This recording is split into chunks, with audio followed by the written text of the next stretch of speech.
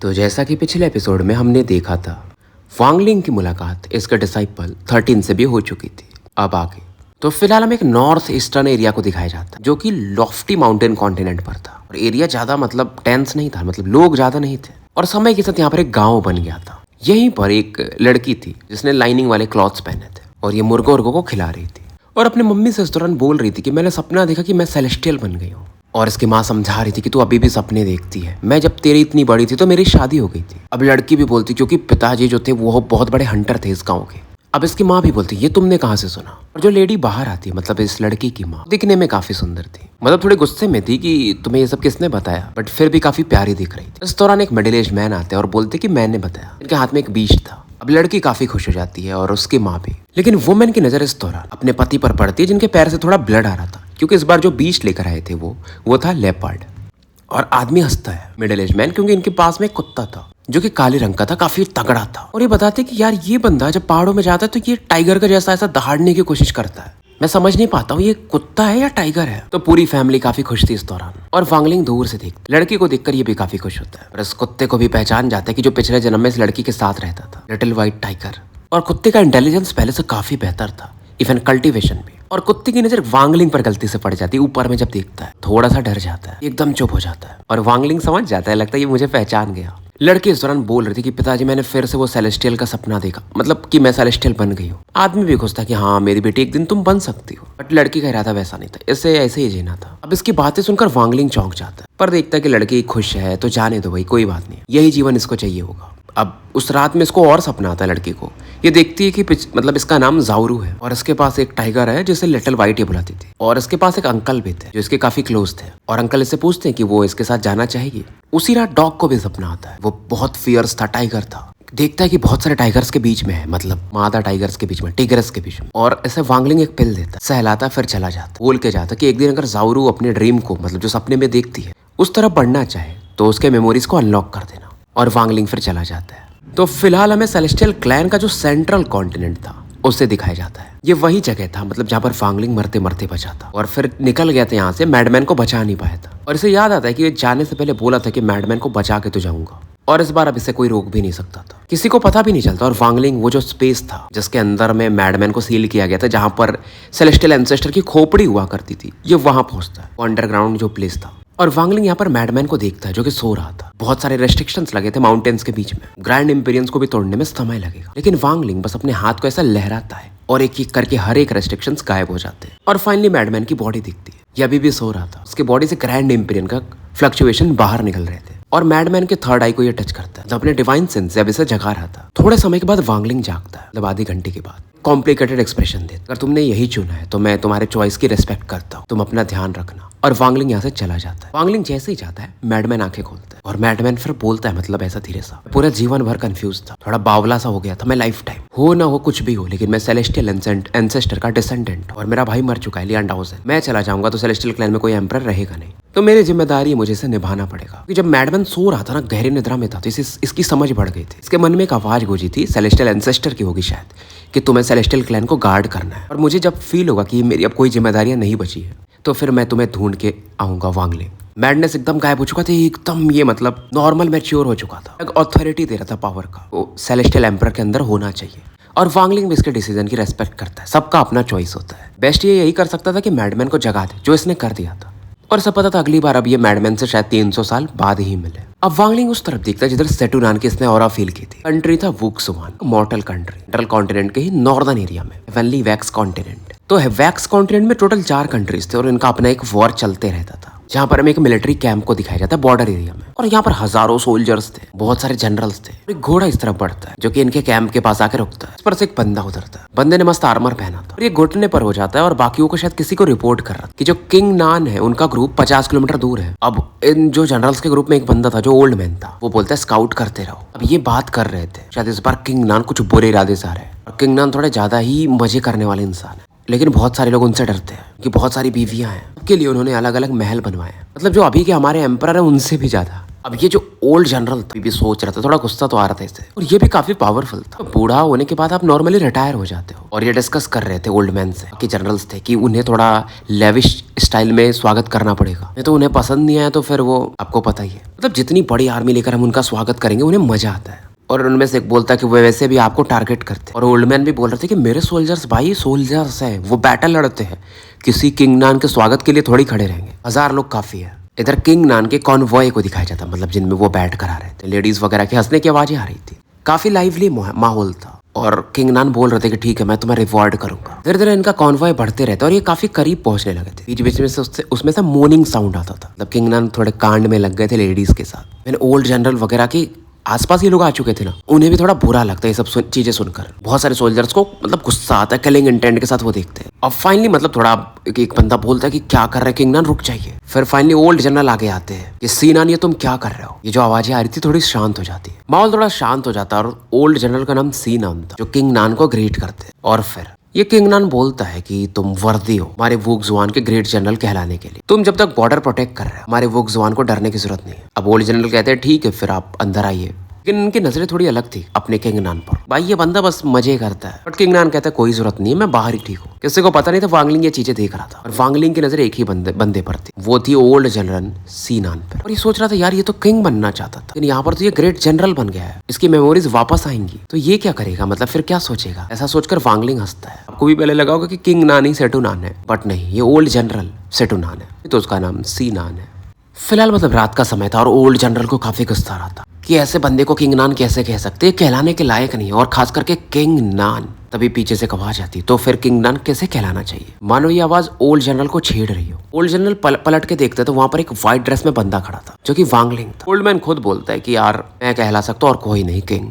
वांगलिंग मतलब एक तारीफ के साथ इस बंदे की तरफ देख, क्योंकि वांगलिंग जैसा बंदा था फिर भी ये बंदा एकदम शांत खड़ा था। अचानक से कोई आ जाए फिर भी, और इसमें फेक कुछ नहीं था, ये बंदा सच में काम था। वांगलिंग हंस के बोलता आपके पास वाइन है। ओल्ड जनरल भी हंसते कि यार आर्मी में हो तुम, वाइन तो ऑब्वियसली रहेगा ना यहाँ पर। तो इनके बोलने पर कुछ सोल्जर्स वाइन लेकर आते और इनको ये भेज देते। उनको भी समझ में नहीं आता ये आदमी आया कहाँ से, सोल्जर्स वगैरह को। वांगलिंग वाइन पकड़ता और बोलता है आपके अंदर खतरनाक कंपोजर है।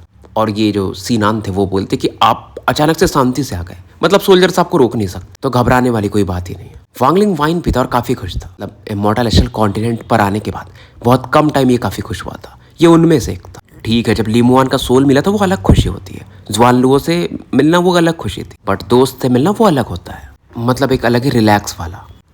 तो बाहर में जो भी सोल्जर्स थे काफी नर्वस थे, बट वो कुछ कर भी नहीं सकते थे। और फिलहाल मतलब सुबह ऐसा हो चुका था और वांगलिंग वगैरह बैठे थे, धीरे धीरे शाम ढल रहा था और अंदर से हंसने की आवाज आ रही थी। तो सोल्जर्स और कंफ्यूज हो जाते हैं और ये अपना सीनान बोल रहा था कि आप सर वांग आप तो बहुत से जगह जा चुके हो, हम मॉर्टल्स के लिए उतना इजी नहीं होता। वांगलिंग बोलता अगर आप चाहो तो आप भी कहीं जा सकते हो। ओल्ड जनरल बोलते देखो आप तो कल्टिवेटर हो। वांगलिंग बस हाँ में सर हिलाता, बोलता नहीं है, वाइन पीते रहता है। धीरे धीरे सुबह हो रहा था, लोग पूरा रात वाइन पीते हैं और वांगलिंग हर एक एक्सपीरियंस के बारे में बताता है, अपने heavenly bull continent, green devil, ancestral city, फिर जो एंशिएंट क्लैन में हुआ था कि लीमुआन का सोल मिला, एंशिएंट टाउ एम्परर को इसने मारा। ओल्ड जनरल हर बातें सुनता है। बस इतना सोच रहे थे सीनान कि यार ये बंदा जो कह रहा है वो सही है, क्या पावरफुल बंदा होगा ये सेलेस्टियल क्लैन में, तो ये मेरे झोपड़ी में क्या करने आया है, मेरे मतलब कैंप में।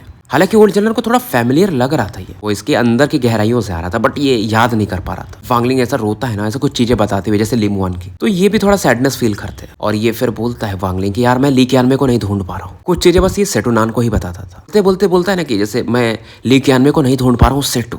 ये सुनकर के ओल्ड जनरल का एक्सप्रेशन बदलता है कि ये सेटू कौन है। वांगलिंग बोलता है हाँ मेरा एक बहुत अच्छे दोस्त है सेटू कह के। अब ये सुनकर के जनरल भी बोलते कि तुम्हारा दोस्त है मतलब वो भी कल्टीवेटर होगा। वांगलिंग स्माइल करता है कि हाँ वो एक कल्टीवेटर ही, बट वो किंग बनना चाहता है। अगर आप उसकी स्टोरी सुनोगे, अगर सुनना चाहते हो तो आपको प्लेनेट सुजाकू से स्टार्ट करना पड़ेगा, जो एक रैंक 3 का कल्टीवेशन कंट्री है जहाँ पर जाओ कह के स्टोरी वांगलिंग बताता है और जनरल का कंफ्यूजन पड़ता है। वह हो चुका था, वांगलिंग अभी भी कहानी बता रहा था, मतलब जो भी लोग थे उनके बारे में बताता है, ली क्यानमे, सेटुनान, किंग शुई, कि ये लोग रिइंकार्नेट हुए फिर इमॉर्टल एस्टल कॉन्टिनेंट पे, और मैंने उन पर मार्क छोड़ा था, उसी की मदद से मैं उन्हें ढूंढ सकता हूँ। जनरल समझ जाते कि मैं सेटुनान हूँ, थोड़ा सा हिचक रहते फिर भी। वांगलिंग हाँ में सर जाता कि हाँ तुम सेटुनान हो और मैं वांगलिंग हूँ। जनरल हंसने लगते हैं, इनकी आंखों में आंसू थे। नॉर्मली यार मॉर्टल बिलीव नहीं करता है, लेकिन ये बिलीव इसलिए करते क्योंकि अंदर से थोड़ा थोड़ा वो फैमिलियरिटी आ रही थी। मुझे समझ में आता है इनका कई बार अब जन्म हो चुका है इमॉर्टल एस्ट्रल कॉन्टिनेंट पे, और इस जन्म में इनका नाम सीनान है और यहाँ की ये ग्रेट जनरल है। और ये सोचते हैं यार कि जितने भी सोल्जर्स हैं यहाँ पर बाहर में 5 लाख थे शायद, सब इन्हें बहुत पहले से फॉलो कर रहे हैं। जब इनके ग्रैंडफादर थे ना,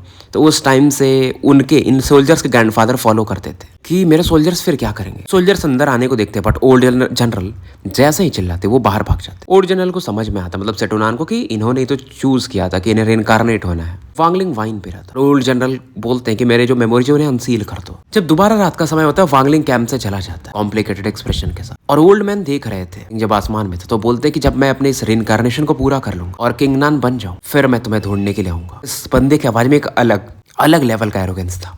वांगलिंग भी खुश के हंसता, बोलता है सेटू जब तुम किंग के मजे ले लो अच्छे खासे, तो हम दोबारा बैठ के पियेंगे। और वांगलिंग यहाँ से निकल जाता है। और इधर नान अपने किसी साथी को आदेश देते हैं जो सोल्जर्स थे कि जाओ उस किंग नान को लाओ। वो खुद को किंग नान बुलाता है। मैंने बहुत सोच लिया, अब मैं खुद किंग नान बनूंगा। ये ओल्ड जनरल जो था पहले से मानो काफी यंगर हो चुका था। इधर वांगलिंग आगे बढ़ा तो रिइंकार्नेशन के बारे में सोच रहा था। मुझे लगता है कि रिइंकार्नेशन मतलब हेवेंस होता है, लेकिन रिइंकार्नेशन हेवन से भी ऊपर है, क्योंकि इसे जाउरू की चीजें याद आती हैं, सेटुनान, फिर मैडमैन का चॉइस रिइंकार्नेशन नहीं था, बट जाउरू और सेटू ने चूज किया था रिइंकार्नेशन। मतलब उनका इरादा यह था कि इस लाइफ में है तो इसके मजे लो। बहुत सारे कनेक्शंस होते हैं ना इस लाइफ में भी, माता पिता, नए दोस्त, उन्हें आप कैसे भूल सकते हो। जाउरू अपने माँ बाप को नहीं छोड़ सकती थी। यही है रिइंकार्नेशन का पावर, जिससे आप फ्री नहीं हो पाते हो। बहुत मुश्किल चीज है। तो रिइंकार्नेशन हेवेंस भी है, तो साथ में एक आपका परछाई भी है, मिरर भी है। तो कंफ्यूजन वांगलिंग का क्लियर होता है। रिइंकार्नेशन की जो इसकी समझ थी वो और बढ़ती है, इसका रिइंकार्नेशन एसेंस भी कंप्लीशन की तरफ बढ़ता है। ये देखना चाहते थे बाकी लोगों के चॉइसेस क्या है। और हमें यहाँ पर दूर में लोकेशंस का नाम नॉर्दर्न कॉन्टिनेंट के आसपास था।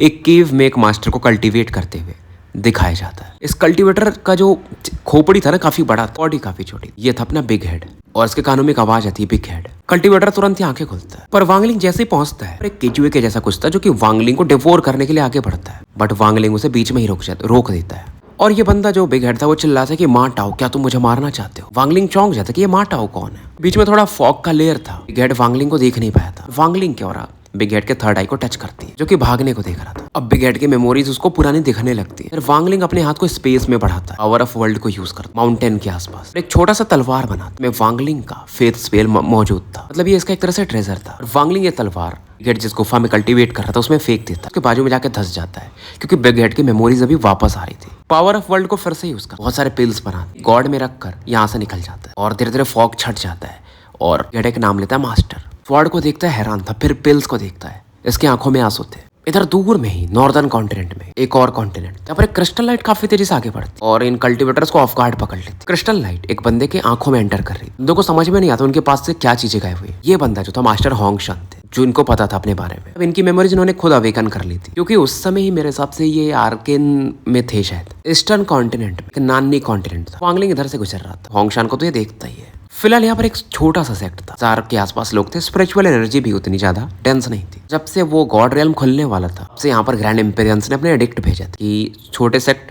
को बड़े सेक्ट के साथ मर्ज होना पड़ेगा, कुछ वैसा था। यहाँ के मास्टर का नाम था शेनबाओ। कल्टीवेशन उनका सही था। जो नए रूल्स आए थे इसकी वजह से ये परेशान थे। भाई कोई अपना सेक्ट मास्टर का पोजीशन क्यों खोना चाहेगा और बड़े सेक्ट में जाके मर्ज हो जाएगा। लेकिन तभी वांगलिंग शेनबाओ की तरफ बढ़ता है। कुछ घंटों के बाद यहाँ से निकल जाता है। शेनबाओ के अंदर जो कंफ्यूजन था वो भी गायब हो जाता है। बहुतों की मेमोरीज को ये अनलॉक करता है, कुछ को डिसाइड करने का मौका देता है, लेकिन कुछ न कुछ उन्हें छोड़ के जाता था ताकि वो अपनी रक्षा कर पाए, क्योंकि ये लोग केव वर्ल्ड से आए थे। अब शेनबाओ कौन था मुझे तो याद भी नहीं आ रहा। फिलहाल हमें सन और मून सेक्ट को दिखाया जाता है, जो कि टियान फैंग कॉन्टिनेंट का सबसे स्ट्रॉन्गेस्ट सेक्ट था। लाख से ज्यादा मेंबर्स थे। इसे जो 9 सेक्ट और 13 फैक्शंस बोले जाते हैं ईस्टर्न कॉन्टिनेंट में, ये उनमें से एक था। बहुत सारे जीनियस थे यहाँ पर, लेकिन कोई भी किंग होंग के बराबर का नहीं था। ये जो लेडी थी बहुत टैलेंटेड थी। 10,000 साल में शायद ऐसी लेडीज एक आधी बार होती है। 1000 साल से भी कम समय में ये 3rd स्टेप में पहुंच गई थी, और उसमें भी जो स्पिरिट से एक कदम ये पीछे थी, निर्वाणा वॉइड के पीक पर। ठीक है, सन और मून सेक्टर से अच्छा खासा रिसोर्सेज प्रोवाइड कर रहे थे, बट फिर भी अब यहाँ के जो गोल्डन एक्सॉल्ट हेड एल्डर थे क्लोज्ड और कल्टीवेशन में थे, या थी मतलब शायद लेडीज थी, और शायद वो आज तक एम्पेरियन एक्सॉल्ट में गई नहीं थे ट्रायल्स में, लेकिन वो पावरफुल थी अच्छी खासी, मतलब एटलीस्ट ट्रायल्स में तो जा ही सकती थी। और उन्होंने इस लेडी को एक्सेप्ट किया था। इन्हें यहाँ का सेंटेस बोला जाता था। दिखने में भी वो काफी सुंदर थी, और आज तक उन्होंने कोई डाओ पार्टनर नहीं चुना था।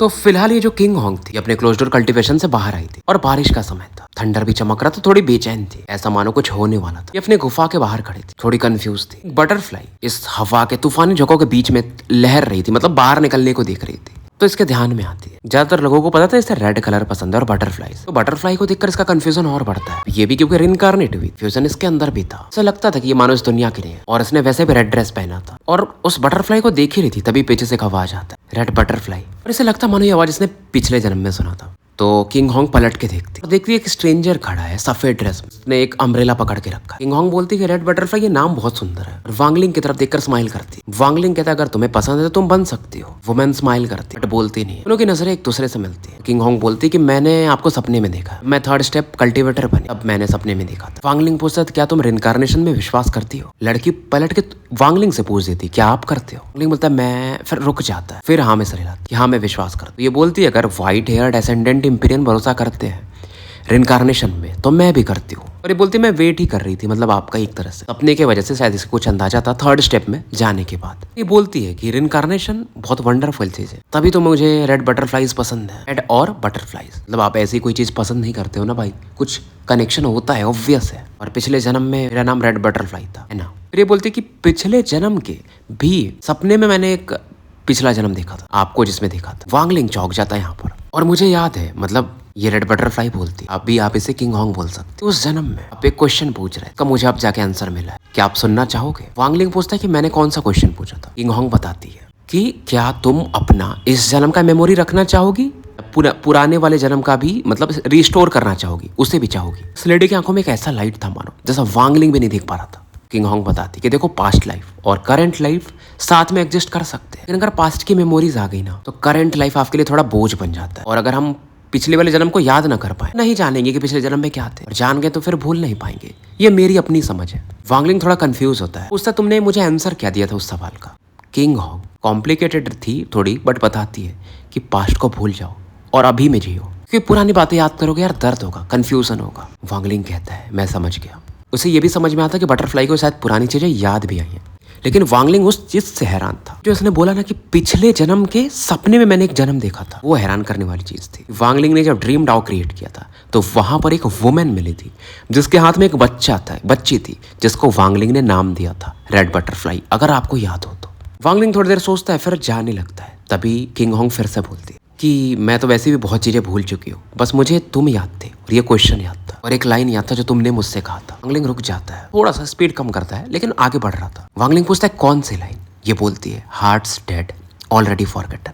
वांगलिंग फिर से एक बार को मतलब चौंक जाता है, शॉक इसके सोल से आ रहा था। अम्ब्रेला जो इसने पकड़ा हुआ था वो छूट जाता है हाथ से। इसे याद आता है मोजी का प्लेनेट सोजाकू पर मिला था एक लो लेवल का कल्टीवेटर। उस दिन भी बारिश का ही दिन था जब उस बाल्ड मैन यानी गंजे आदमी से मिला। काफी कंफ्यूज था और उसने वो लाइन कहा, देखो बारिश का जन्म होता है आसमान में और पृथ्वी पर आकर खत्म हो जाता है, बीच में जो चीजें होती है उसी को लाइफ कहते हैं। फिर उसने बोला था hearts dead already forgotten. Wangling confuse था बट यहाँ से निकल जाता है। बटरफ्लाई को इधर दिखाया जाता है, रेड बटरफ्लाई को, जिसके हाथों में एक बटरफ्लाई था। किंग होंग बोलती है कि तुम शायद ना भुला पाओ, तुम इसका चुनाव ही नहीं करोगे ना, और ये अपने केव में चली जाती। वांगलिंग सोचता अगर मैं लोगों के रिइंकार्नेशन को अनलॉक कर रहा हूँ, मेमोरीज को, तो मेरे मेमोरीज को कौन अनलॉक करेगा? मैं भी रिइंकार्नेशन में हूँ। वांगलिंग हंसता है, इस दौरान इसकी आंखों में आंसू थे, बट वांगलिंग बोलता अगर मैं रिइंकार्नेशन में भी हूँ तो भी मैं भूलने को तैयार नहीं। ये हंसता है बट ये हंसी अलग थी। तो उस बंदे की याद आती है, इसने वो सपने में या जहां भी बोलो देखा था, जो किसी को मतलब अपने बाहों में लेकर था और चिल्ला रहा था। तो डायलॉग सेवेंस एंड अर्थ, बहुत सारी चीजें होती। मैं अपने मेथड से स्काई को ही बंद कर दूंगा, दुनिया को खत्म कर दूंगा। फिलहाल हमें एक लीवा हुआ कॉन्टिनेंट को दिखाया जाता है। यहाँ के मास्टर थे एक बर्ली मैन, मतलब एक दिया था, 30 साल के आसपास लग रहे थे। इनका अपना बिजनेस था, बच्चे थे और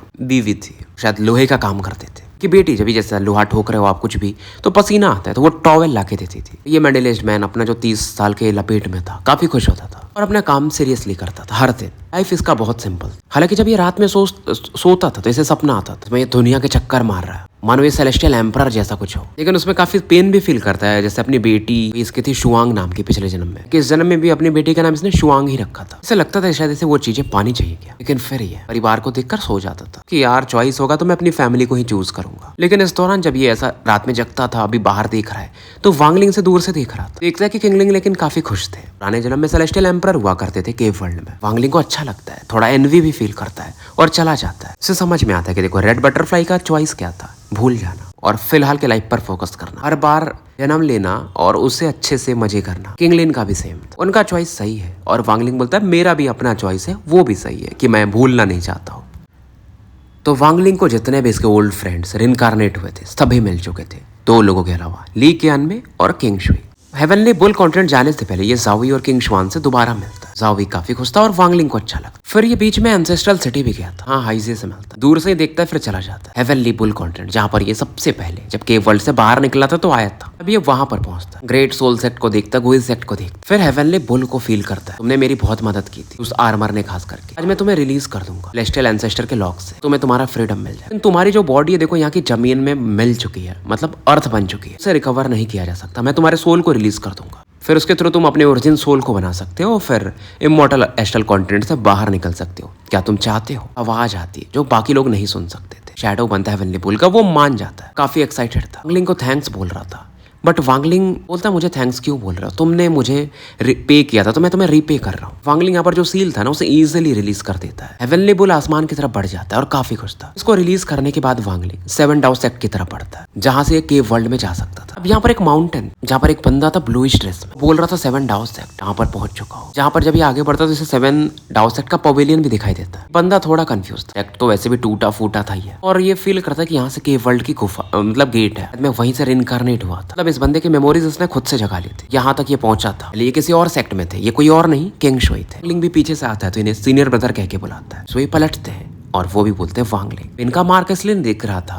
क्योंकि वांगलिंग ने मार्क तो दिया था लेकिन इनकी मेमोरीज वापस आ गई थी, तो मार्क बहुत फेंट था, थोड़े समय में शायद गायब भी हो जाता। फिलहाल दोनों बातें करते हंसते हैं, दूसरे को हक करते हैं, बैठ के मस्त पीते हैं, और वो भी बोलते हैं कि यार पुरानी बातें जो हो गई वो बीत गई, शायद मैं अपनी बीवी हानियान को रिवाइव कर पाऊं। बट वांगलिंग भी सोच रहा था यार कि क्या बोलूं इन्हें, इनकी बीवी तो बहुत लंबे समय से मर चुकी है, उनका सोल भी शायद एग्जिस्ट नहीं करता है, तो उन्हें कैसे रिवाइव करेंगे। फिर जब अगले दिन की सुबह होती तो किंग शुई चले जाते। उन्हें केव वर्ल्ड वैसे भी वापस नहीं जाना था, बस 7 डाउ सेक्ट देखना चाहते थे और उनका विश पूरा हो गया था। वांगलिंग से भी मिल लिए थे और वांगलिंग इन्हें वो रेड बटरफ्लाई वाला मैटर भी बता, तो वो भी बोलते हैं कि यार अब वो नया जीवन जीना चाहती है तो वो उसका चॉइस है, लेकिन मैं भी भूलना नहीं चाहता हूँ। किंग शुई भी अपने परिवार को नहीं भूल सकते थे। अब वांगलिंग केव वर्ल्ड में एंटर कर, गेट वगैरह खोलना भाई के बाएं हाथ का खेल। इधर इधर अलग ही माहौल चल रहा था केव वर्ल्ड में। रियल्म आउटर रियल्म के बीच में एक काफी बड़ा बैरियर लगाया था वांगलिंग। वर्ल्ड में वांगलिंग का नाम लेजेंड बन चुका था। बहुत सारे लोग अब तो भूल भी चुके थे, छोटे मोटे लोग, बट पावरफुल लोग जानते थे। तो सुजाकू पर वांगलिंग का स्टैचू था, और एक और जगह था न्यू सेलेस्टियल रियल्म जो वांगलिंग ने बनाया, जहाँ पर इसके अपने लोग थे, जहाँ पर मूविंग में रहती थी, क्योंकि केव वर्ल्ड ये छोड़ के कहीं नहीं थी। किसी का वेट कर रही थी जो एक दिन इससे वापस मिलने आएगा। डाओ मास्टर ब्लू ड्रीम भी यहीं पर, न्यू सेलेस्टियल रियल्म में सबसे स्ट्रॉन्गेस्ट आदमी, इसे प्रोटेक्ट करने के लिए थे। इन्हीं के जैसे कुछ और लोग थे, मास्टर साउथ क्लाउड, जो कि नहीं गए थे। लेकिन फिलहाल जो हाल था न्यू सेलेस्टियल रियल्म का थोड़ा बुरा था। Dark cloud,